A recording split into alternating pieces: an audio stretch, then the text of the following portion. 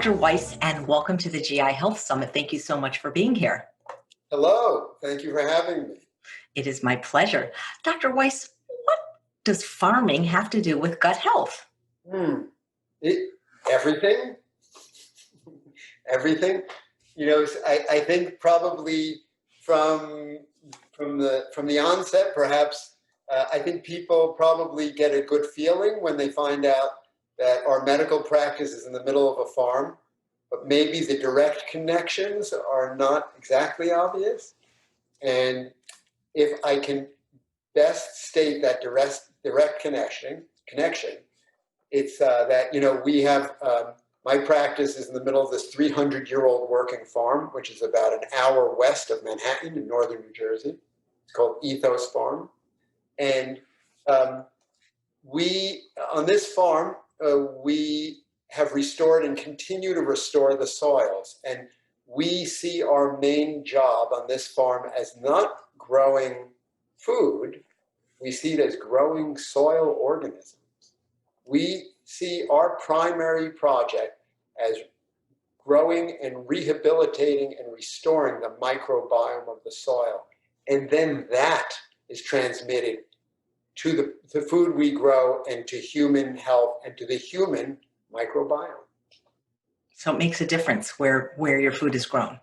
It does, definitely. So there are large surveys that show that as agriculture has changed over the past 100 years in the United States, the microbiome, which is the trillions and trillions of microorganisms that are within a tablespoon of soil, that has changed radically, and not for the good. That the diversity of these microorganisms has gone down, the numbers and the kinds have changed. And oddly enough, at the same time, when we look at human microbiome complements in the colon, which, by the way, are the richest on the earth, people think that soil has a lot of bacteria in it, right? The human colon beats out the soil. And so when we look at the trajectory of measurement of the human gut microbiome, that has a parallel decrease in diversity as the soil biodiversity has decreased. And so people are wondering if there is a connection. And we think that there probably is a connection between the soil microbiome and the human gut microbiome. And as time goes on, we are now suspecting that this connection is vital. And as we continue to destroy our soils, we will destroy our health.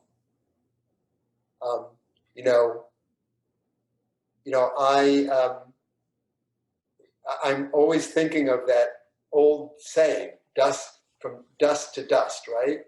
Which actually comes from the Old Testament. And it alludes to the fact that human beings come from the soil. We come from the ground, and we return to the ground.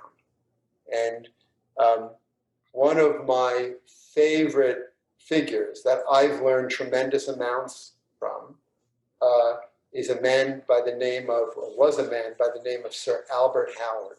Sir Albert Howard was a gentleman who did critical work from the 1890s until just up until World War II. And he's today considered the father, if there could be one, of organic agriculture. And the way he figured into this is that for 50 years or so, he did critical work on compost. And he established, as the age of chemical agriculture was rising, that recharging soils in which you grow food with waste, with the animal waste or human waste or whatever waste that contained microorganisms, was essential to growing healthy food. And to not only that, but to providing these microorganisms would provide a special protection for the plants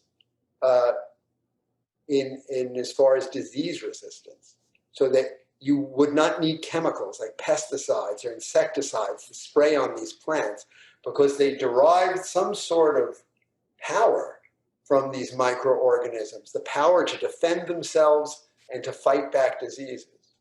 And so I remember in his book, he has a couple of books, but the most famous one is called An Agricultural Testament. He begins by talking about how Mother Nature is the greatest farmer. And you can see her work on the prairies, in the fields, in the forests, and in the ocean. And he talks about how death and waste, which is, waste products from our guts, enter the soil. The soil, that waste is then moves through the soil, and then the life that we derive ourselves from and build ourselves are grown in the soil. It goes back into us, and in a never-ending cycle. And I think what has happened in the past 100 years with industrial agriculture is we have broken,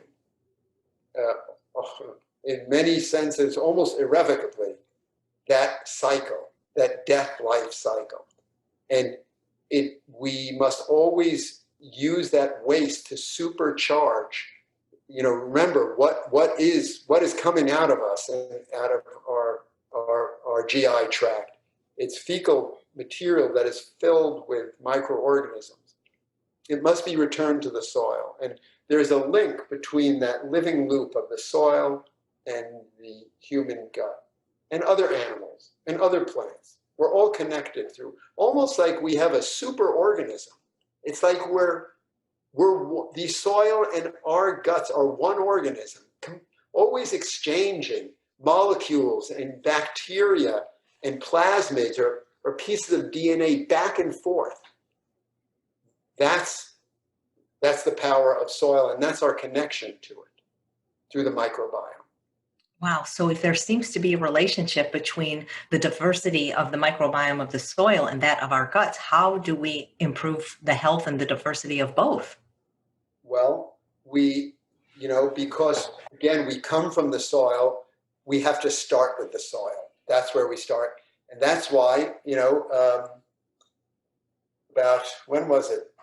8 years ago, I closed my practice, which was in an urban area in New Jersey, actually the most densely populated city in the United States, twice the population density of New York City, which was, West New York in Hudson County in New Jersey, paved over, no soil at all, and I moved an hour west to this farm. So it begins with attention to the soil. I don't know how technical you want to get, but I can get pretty technical, but explain it in a way so that people can understand on what these techniques are to actually get these living organisms back into the soil, so then they can grow the great plants that our guts love, and then get some of those soil bacteria on the plants so we can eat them, and they can be like, the people take pills because the prebiotics or probiotics to charge their system. Those are not the probiotics. The probiotics are coming from the soil and they're on the plants themselves. So, for example,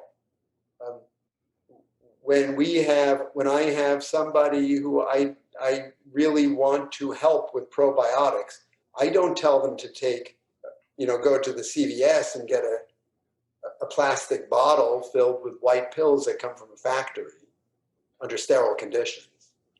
What I do is we send them to our farm stand, and we instruct the farmer to pull radishes or carrots out of our living soil, pack them in like maybe a gallon Ziploc bag with some of the soil.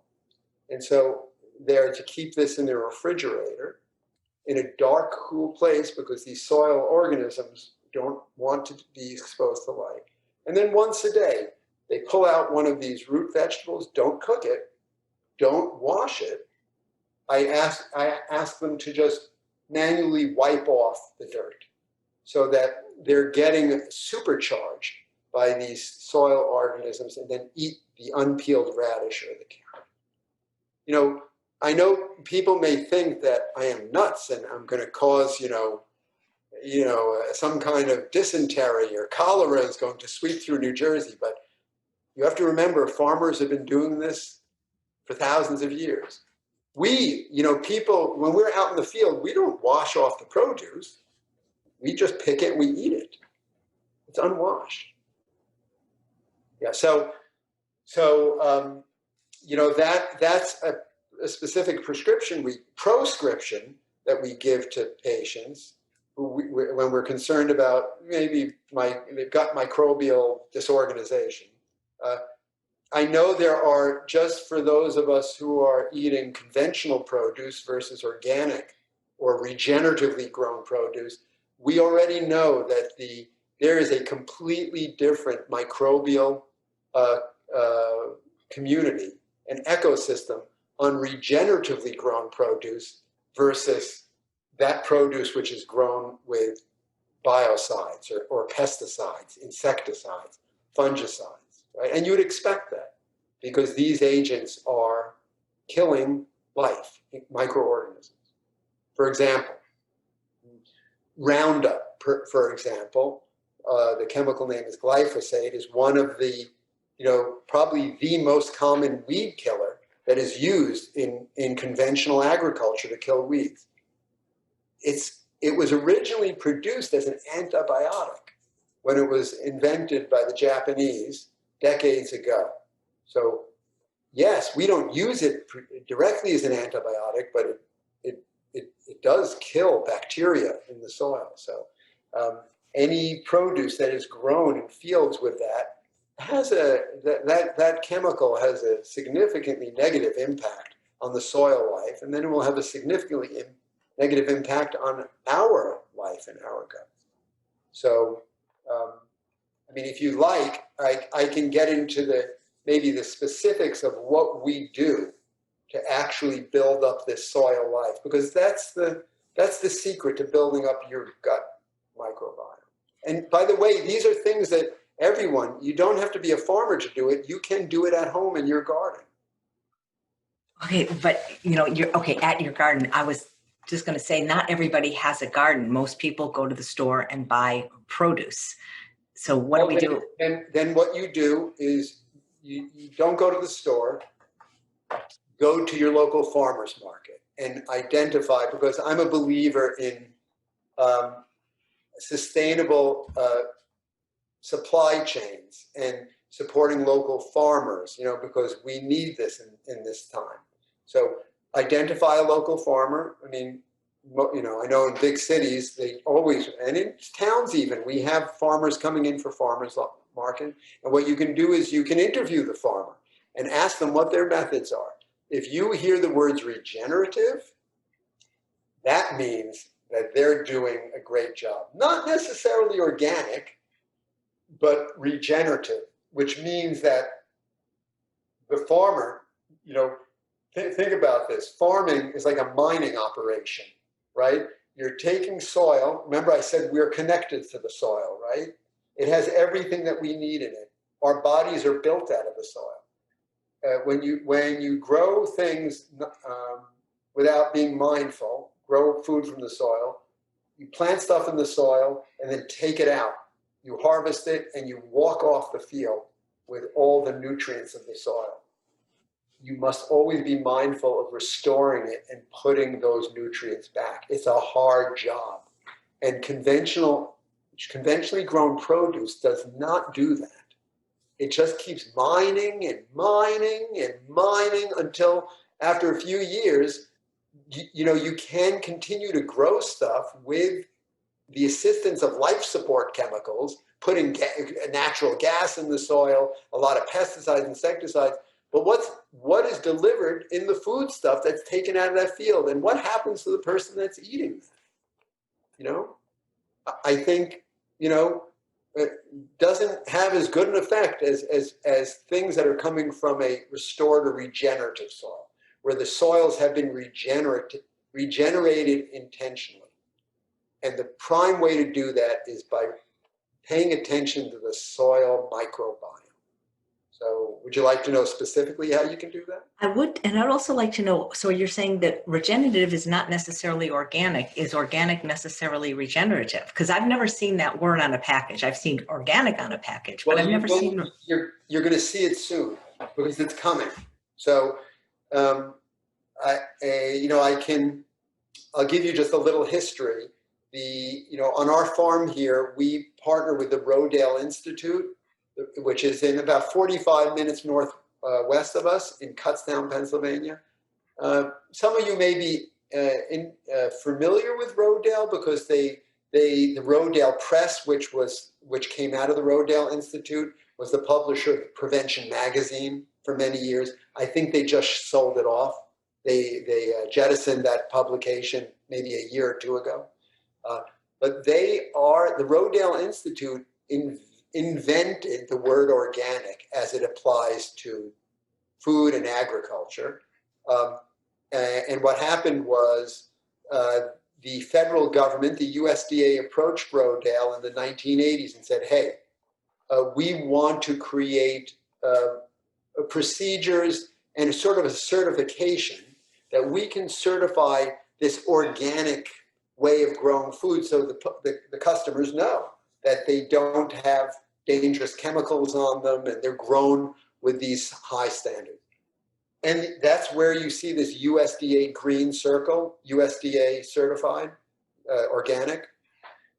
However, in the process, I think things got watered down a little bit. And the USDA certification was not true to the original intent of Rodale, its founders, and it does allow for some broad spectrum killing agents. For example, I can tell you like pyrethrum, which comes from chrysanthemums, which is a very toxic agent, is an approved agent which you can kill all kinds of insects with and spraying it on your organic certified stuff, and it'll still be organic, but it's very toxic to human health. Like if you go into Home Depot and get home insecticide spray, first ingredient's pyrethrum. It says if you get it on you, go to the hospital, wash off your hands, call the doctors, it's toxic. So this is an approved agent. Rodale was understandably very upset by this.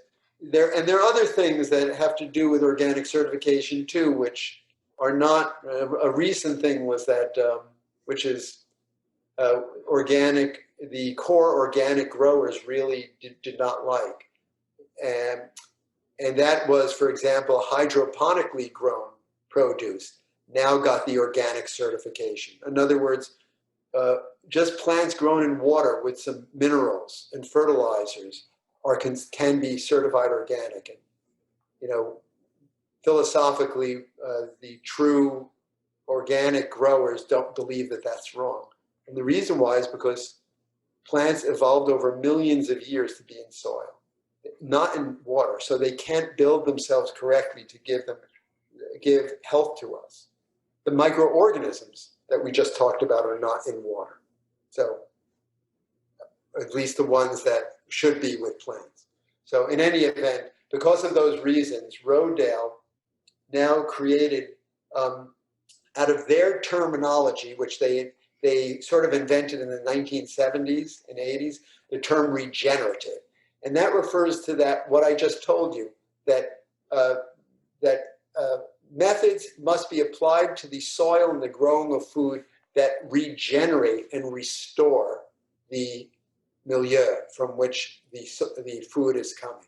That's not necessarily true of organic. So for example, when you go into the store and buy some cherry tomatoes in February that come from Mexico, they may be grown in sand, not in a particularly rich soil. they may have chemical fertilizers that are applied to them, which are organically certified, and they may be sprayed with insecticides that come from chrysanthemum plants. They may be utilizing precious water resources from the drying up Colorado River. Maybe the water is contaminated with heavy metals. None of this is taken into consideration in organic certification. So what is now occurring is that Rodale is creating this regenerative organic. In order to have this, a farmer must be first certified organic with the USDA, and then on top of that, they can be certified regenerative organic. So there are many great small farmers in our country, and they're already practicing these regenerative techniques, and it all comes from building soil microbiome. All of it comes from that. We all pay attention to that first, and that is the basis of regeneration. You know, that's incredible, because I don't think many people, I didn't know that they could use any chemicals, toxic chemicals and call it organic. Yes. In fact, for example, all these beautiful looking apples that we get from Washington State that are organic. Do you remember in the old days, do you remember like when you got an organic apple, like in the 70s or 80s, it was like, ooh, it's really rough looking. It had spots all over it. And, you know, it was like really small. Nowadays, you go into Whole Foods and you get organic apples. They look just as big, shiny, and blemish-free as the conventional apples, don't they? Well, it's because they can spray them with tetracycline, which is an antibiotic, which, you know, they spray the orchards with, which then gets on the apples and then it gets in us. So they're certified organic. So there's a lot of stuff that it can be used that kills in organic certified stuff. You know, our fields here are certified organic, but we never use any killing agents. We only use, what we try to do is we use methods that always promote life in the soil. And then if we have problems with a bad actor, we try to use natural methods to suppress or to increase the competitors, the good competitors, so that they can crowd out the bad. That's what we do. We don't use killing agents. So are you telling me that these chemicals that are with the food when they're grown, that are apparently even in some organic produce, they can't be washed off, right? Even with an expensive fruit and vegetable wash, you're still going to be eating those chemicals. To some degree, yes. I mean, I'm not sure of the specifics of pyrethrin, which is probably the #1 organic pesticide used, but this is absolutely true with conventional pesticides, conventionally approved pesticides. You know, we know that people who eat conventional produce versus those who only eat organic produce, if you check their urine, you can see pesticides, many of them flowing out of the urine. As soon as they switch to, produce that's not grown with pesticides, the urine levels drop to 0. Wow. So where something is grown, how it's grown, it's hard to believe that this can affect our gut. So many people have gut issues, and I don't think they're making a connection. I don't think so. So that's why you have to remember something, and we're at the dawn of understanding about this. Can you imagine, let's take this glyphosate issue for a second, right? Which is Roundup. So we know that it was developed as an antibiotic to kill bacteria, right? And so if you're eating conventional produce that has this glyphosate on it, couldn't it kill the bacteria in your gut? Which bacteria in your gut is it killing? Don't know. So that's why we recommend, I'm sure it is having some kind of effect, because that's what it is supposed to do. we know there are early investigations saying that have demonstrated that pesticides, or I like to group them into one category called biocides. And it was Rachel Carson, the great environmentalist, who was basically responsible for creating our Environmental Protection Agency. It was created due to her work. She used that term, and she put in that classification of biocides all of the killing agents, the chemicals that kill funguses like fungicides, the agents that kill bacteria like antibiotics, the agents that kill insects like insecticides, the agents that kill plants, herbicides. They're all biocides. And there is now, some early evidence that these biocides, even if you use, let's say, a fungicide, like we do have funguses that make up our microbiome. We don't know a lot about them, but when you eat an orange, right, or something that's been packed, let's say a pomegranate at this time of the year, that's not organic. If you look at the crates, they're all sprayed with this fungicide. You peel the pomegranate, the fungicide gets on your hands, and then you take the seeds, you put them in your mouth. That fungicide is ending up in your gut microbiome. And we're beginning to realize that this does have an effect on these organisms down there. We're trying to catalog them and basically try to find out more about it. But I don't think it could be good. I'm just thinking what people are thinking when they hear this, because we're so trying to get them to eat more plants in general, eat more fiber. And now we're telling them, but now organic might not even be good enough. And I want people to be aware, but I also don't want to scare them. Well, I think look, here's what and I'm not saying look, you have to be practical also, right? And you have to eat. So in my mind, I have a hierarchy. The hierarchy is this. If you have no choice, just eat plants. Eat plants that are grown with pesticides and fungicides, whatever, because they're still vastly superior to eating foods that come from animals. Even organically raised animal foods, vastly superior. So you can always be comfortable in that knowledge. And you know what? They'll reverse coronary artery disease. They'll take away autoimmune diseases. They will help, tremendously overcome all of this raft of chronic disease that we have. However, if you want to get a step up, okay, the next thing would be organic certified, because not all of us all the time have access to this high level grown food. And so I think the best that we can do in across a broad spectrum is when we go into supermarkets, at least we have this, these procedures that we know are followed, where the agents that are used are very limited on these vegetables, and sometimes none at all. I'm not saying that all the time like pyrethrin is used. A lot of organic farmers only use it if they have to. And then, of course, the highest level is regenerative. So, and I think, there are more implications to this, which we can talk about.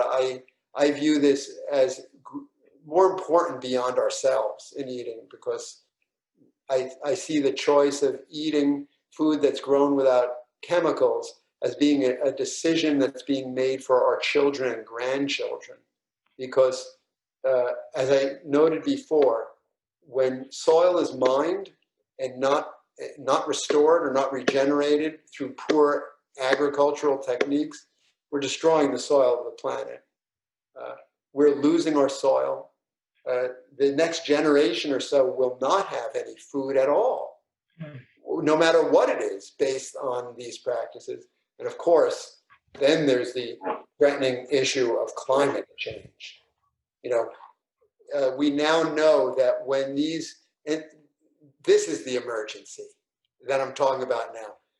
when I started practicing, it was cleaning out people's arteries, right? It was preventing cancer. It was taking away rheumatoid arthritis. This is not the triage emergency anymore.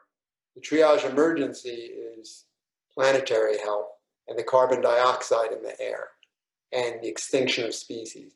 And the major factor behind this is the use of chemical-based agriculture, destroying our soil.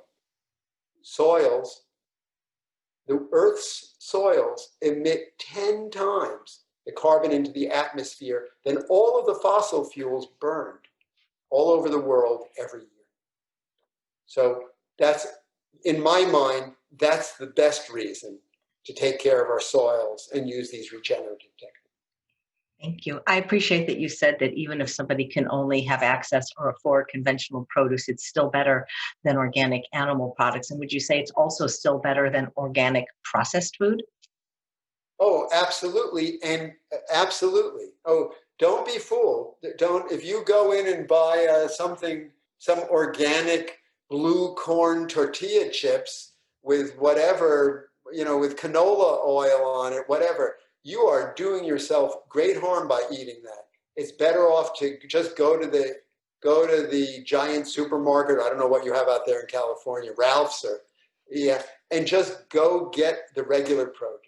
And I just, look, I don't want to get people down about this as far as their own health is concerned, but I want them to understand that we need to start turning around the situation of how we provide ourselves with food. And it needs to be greater than just in us, which is this microbiome. We have to start thinking about this microbiome reserve and this superorganism that we are connected to in the soil microbiome. We're losing it.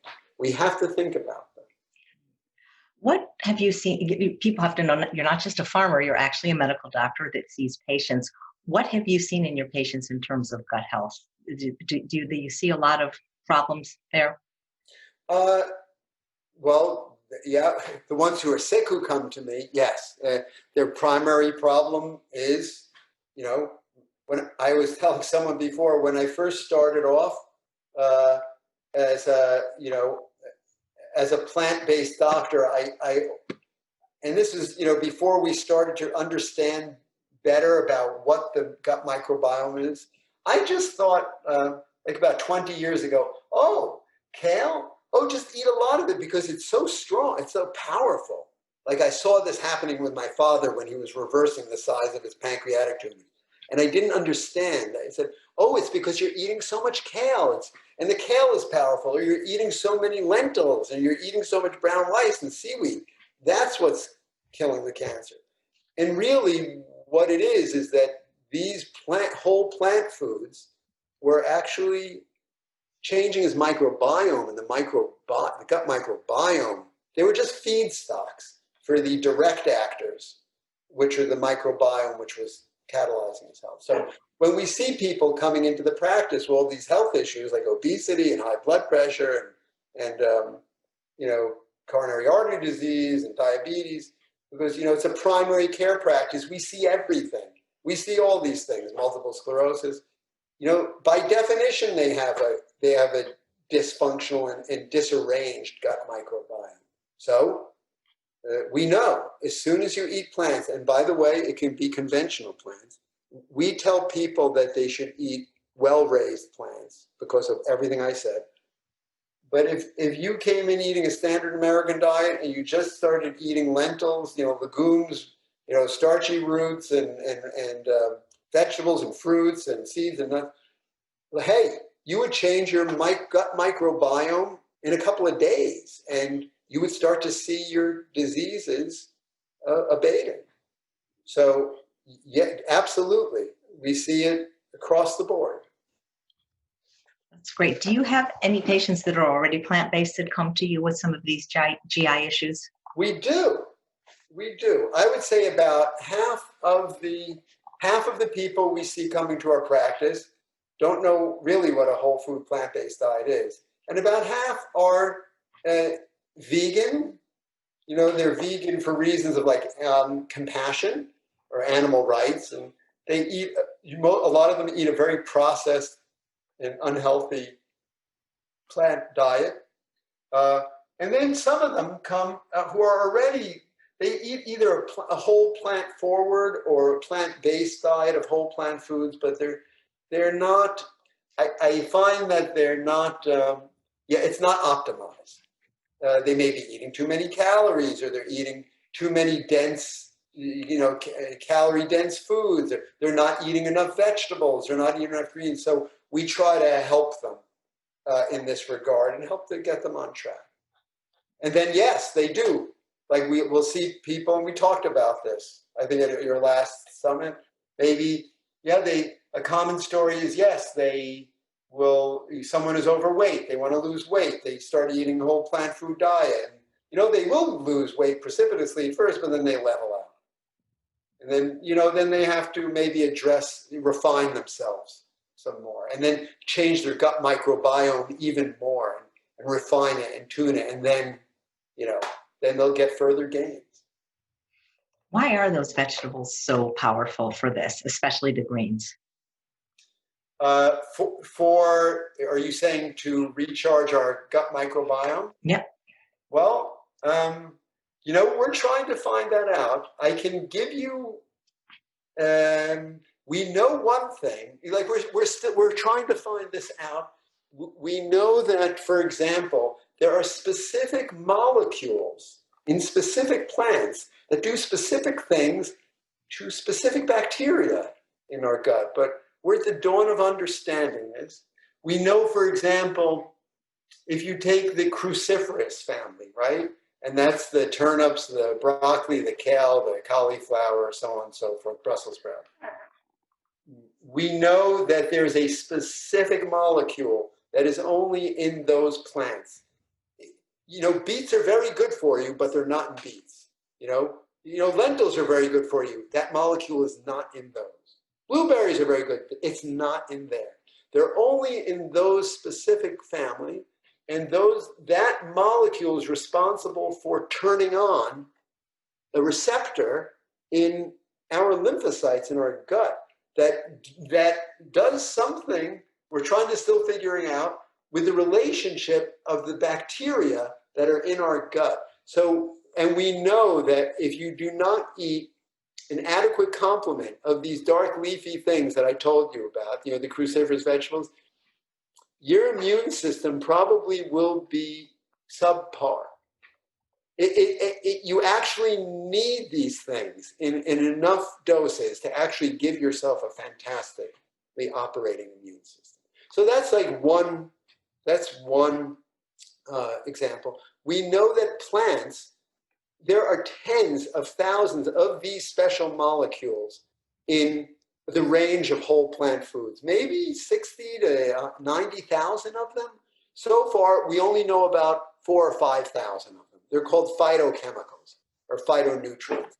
And we're beginning to understand that they have a crucial interactions with our gut microbiome and our immune system in our gut. So yes, the best advice I can give you regarding should I eat certain foods? Should I do this or that to help my gut?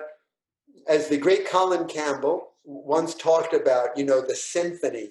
There's this symphony and orchestrated arrangement of power when we eat a diversity of plants in our diet.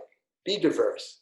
Eat everything. Eat as many different kinds in as many different arrangements and have them in your gut so that you can have this diversity, because there's so many different, these plant molecules, there's so many different kinds of them. We don't yet understand what they're doing, but you want all of them. So that's my advice. Eat a diverse diet of whole plant foods. Celebrate diversity when it comes to plants. Celebrate diversity in every way. Yep. Every way. So you mentioned the immune system, and I keep hearing from the experts on this summit that most of our immune system is in the gut. So how do things like taking antibiotics, either because they're prescribed to you or even taking them because you're eating animals which are given antibiotics, how would that affect our gut? Very harmful. Yeah. When you can measure again, we're talking about urine before with pesticide levels. If you if you take a person who's just eating chicken, a few times a week, you check their urine, there will always be Cipro in their urine. There will be antibiotics flowing in and out of their urine all the time. This definitely has a negative effect on our gut microbiome. So yeah, it's really important, to avoid these things because it doesn't, they're antibiotics, and they affect our immune system greatly. There was before the show started, we were talking about some microbiologist, well-known gut microbiologist by the name of the Sonnenbergs. And I remember reading an article. It was a cover story for the New York Times Magazine a few summers ago about Michael Pollan, the food writer. And he talked about going, I believe it was to the Sonnenbergs, and he had his gut microbiome completely assayed by them. And, he is a plant-forward individual. He doesn't eat,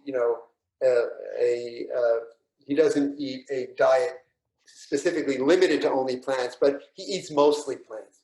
And so when they assayed his gut microbiome, they found all kinds of fantastic organisms in there and that were rare and were not usually found in normal people walking around. Some of them very ancient, and some of them we beginning to understand have great immune benefits. And I remember reading in the article that during this assay, after he had this done, he had to go to the dentist and took amoxicillin because he had a tooth procedure, and he had to take it for that. The microbiologist then rechecked his gut microbiome, and many of these beautiful and rare organisms were gone. They could no longer find them. So it just goes to show you this simple antibiotic that we give to children, right, for ear infections. That's what we use it for. It's the most basic of antibiotic. It has an effect on our gut microbiome. Wow. And so there was no way to get those ancient ones back? We don't know. It's not clear to us. Who knows? If you want to know my personal belief, I believe it depends on how diverse and how healthy your gut microbiome is to begin with. So if you have a lot of diversity down there and you have a lot of good organisms, you can withstand maybe some of these biocidal killers, these killing agents. And then as long as you're recharging and eating good foods and they're coming from a living soil, you can maybe rebalance yourself. But this is not known. It was posited in this article that maybe they will be gone forever. We just don't know enough. So that's why in my practice, I am very cautious with using any antibiotics at all. Look, if someone comes in with 105-degree fever and has a double pneumonia, I'm going to give them antibiotics. But I never prescribe antibiotics ever for upper respiratory infections. I just don't do it. I try to avoid using antibiotics for urine infections in women and we try other things first. I really try not to do it because we don't know what they do. Well, we do know they kill bacteria. Good and bad. Oh boy, I think some of us are screwed. Well, just keep eating your plants. Look, the human body is a self-healing machine, right? Go to your local farmer. Get that. Remember what I said. Remember what Sir Albert Howard said. We are in cycle with the soil. We came from the soil, dust to dust. Go to the soil. Get those bacteria out, right? When people take antibiotics, don't they take probiotic pills to make up for it?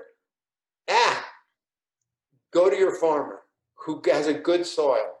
Get that carrot, get that radish, dip it in there, wipe it off, don't wash it. A lot of people will just aren't used to doing that, because they're hygienic, especially with the pandemic. Everything is over sanitized now. I know. Well, it has to be a farmer who knows what they're doing, first of all. Like, you're right. You understand. So basically, you're just telling us to eat dirt. Exactly. Wow. That's incredible. You know, everybody I know, even people that have been vegans that eat healthy, everybody seems to have something with their gut, whether it's reflux or hemorrhoids or IBS. How much of that did you see in conjunction with people? We do see it coming in, and then when we put them on what we call our ethos diet, which we consider a high-level plant-based diet, it goes away. You know, I'm not saying 99% of the time it goes away. I can count on one hand the number of people, maybe over the past 20 years, who had some remnant of these problems left. But I don't remember anyone where, even when they came in with eating vegan or, a lower level plant-based diet, where it didn't at least improve. And then, we were talking before about, and this is why lifestyle medicine is so beautiful, right? Because eating is just one of the pillars. But what about this? What about your squash? So we do, IBS has a well-known aspect of it is driven by emotional health and anxiety. And, we work on these things, in tandem with the patient to, MBSR and mindful practice has a powerful role in our practice. And I think together, there are very few people that are ever not successful who come into this stuff. I know what MBSR is, but just in case somebody watching doesn't. It's mindfulness-based stress reduction. It's sort of, how can I say? It's paying attention to your emotions and the way they make you feel. Like in someone with IBS, typically someone with IBS they'll get in stressful situations, right? All of a sudden, they'll get an abdominal cramp or bloating, or they'll have to feel they have to run to the bathroom. But it's usually triggered by an external stressor, right? Emotionally, in the environment. So we use, in addition to the plants, which help tremendously, and most people wipe it out, even if we don't address their anxieties or stressors. Most of the time, it's good. But to go that extra mile, we use the MBSR, the mindful practice, to make the person aware of, in that moment, when they get that abdominal cramp, why? What was it in your environment that you were confronted with, that you weren't paying attention, which made you uncomfortable, which then send that discomfort right to your gut, instead of you processing it up here and resolving it so it doesn't go to your gut. So, being in that moment and being aware of that is what we work with our patients on too. That's great. God, I wish you were in California. Yes, well, New Jersey is like California, a little bit. Not really. This doesn't really have to do with gut health directly, but since you know so much about the soil, I'd like you to answer this question, because I hear it all the time. As somebody, I've been, plant exclusive for over 43 years. And some people say, well, the vegan diet, the fact that you guys have to take B12 shows it's deficient. But B12 isn't from cows. It's from the soil. It's from bacteria that are soil organisms. And this is a great illustration of what I was saying before. So right now I'm sitting in the office. I'm looking out at the farm. I don't know, maybe I should I don't know if you can see it. That's our production field. Can you see? It's beautiful. So right there beyond the deer fence. And so right outside my window is a septic tank that empties the toilets in this office. This is an old farmhouse that was built around World War II. The septic tank is from that period of time. So the farm hands would defecate in the toilets. It would be collected in the septic tank. What were they pooping out? Bacteria and B12, right? because in the human being, well, and amongst all the other bacteria, right, the microbiome, in human beings, we have these bacteria that make B12, but they're in our colon. The little cruel trick that Mother Nature played on us, well, it's not a cruel trick, it was part of her design, was to connect us to the soil, right? Is that, yes, these bacteria manufacture a lot of B12 in our colon, but unfortunately, the spot where it's absorbed is north of the colon in our small intestine. So it does us no good unless we come in contact with our own feces and those organisms in B12, we can't get it. So I was just saying to one of our staff, I had them look outside the window here. There's this old concrete cover on top of the septic tank. And when we got to the farm here, I interviewed the last farmer to be here. She's out now in her mid-90s, about her farming methods. And until 1985, when New Jersey outlawed it as a public health measure, the farmers of this valley, including her, would empty that septic tank out every 2 years and spread it on the fields.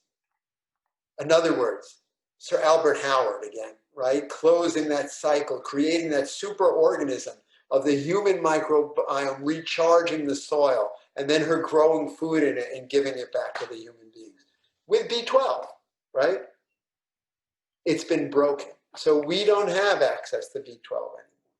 If you think about primates, right? Our cousins, our relatives, the gorillas who live in the treetops, or chimpanzees, right?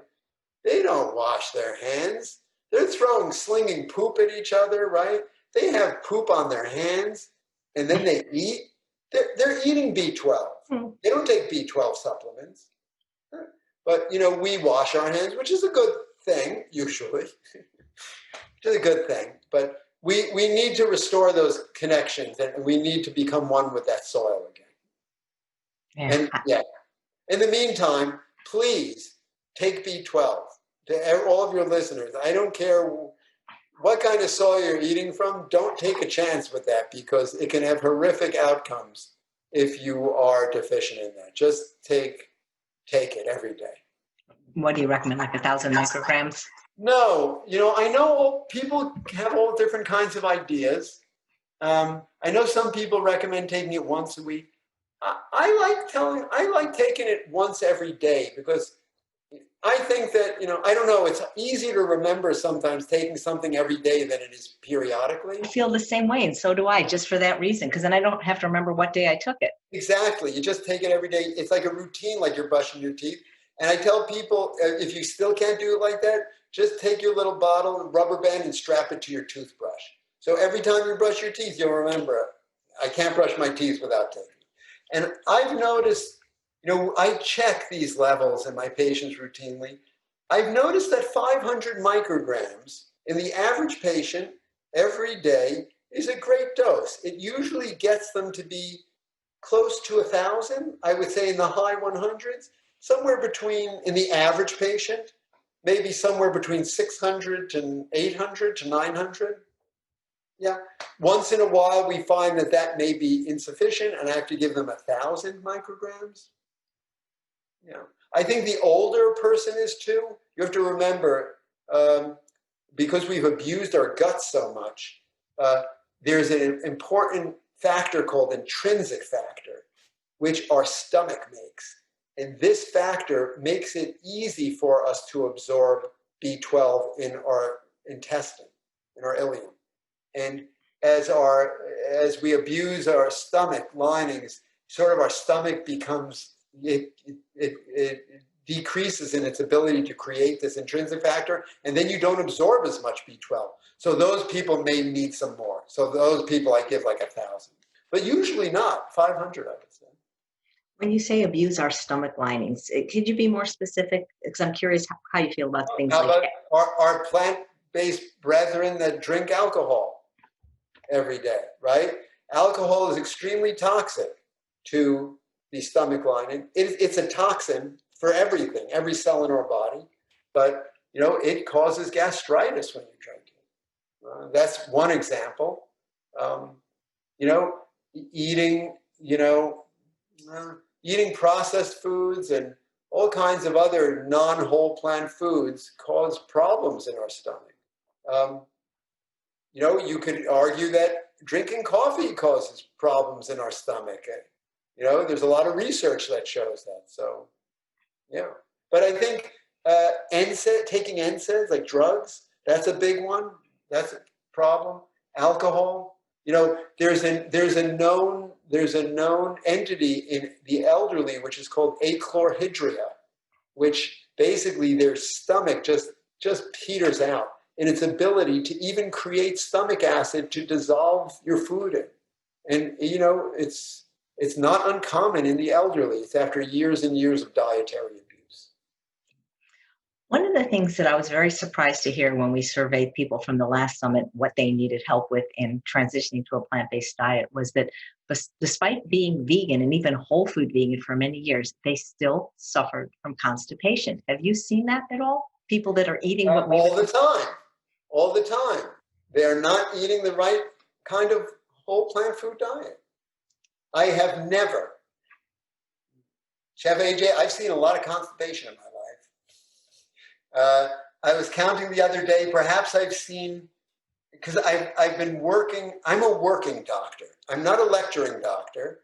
I'm not a research doctor. All I do is I see patients day in, day out. I was counting the other day, I probably have seen close to 500,000 patients in my life. And included in that is a lot of constipation, because it's very common, because the American public has a very low fiber diet. And when I was in medical school, then you'd have these people who have to go to the GI doctor because they have special constipation. Because no matter what, they keep taking bottles of Metamucil, but that still doesn't solve the problem. But we're taking fiber, doctor. We take we take 4 times the Metamucil that we're supposed to. We're still constipated. But the problem is Metamucil is not wanted by a good, healthy gut microbiome. Whole plant fibers are. We know that taking Metamucil, or even if you have to take these inert fiber supplements from psyllium, and by the way, when you hear the Metamucil commercials, they say plant-based, right? If you listen to them now, because they're trying to get onto this plant-based train. It doesn't help your gut microbiome. You need these living plants. So all the time, including in children, we were taught in medical school, well, maybe in these outliers, maybe they were not born with the innervation, the gut innervation. They just don't have enough nerve fibers going to their gut to have the peristaltic movements, those movements in the colon that push contents along. No pun intended. Bullshit.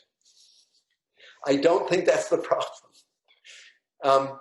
I think, because I've never seen any case of constipation not resolved with a high-level diet of whole plant foods.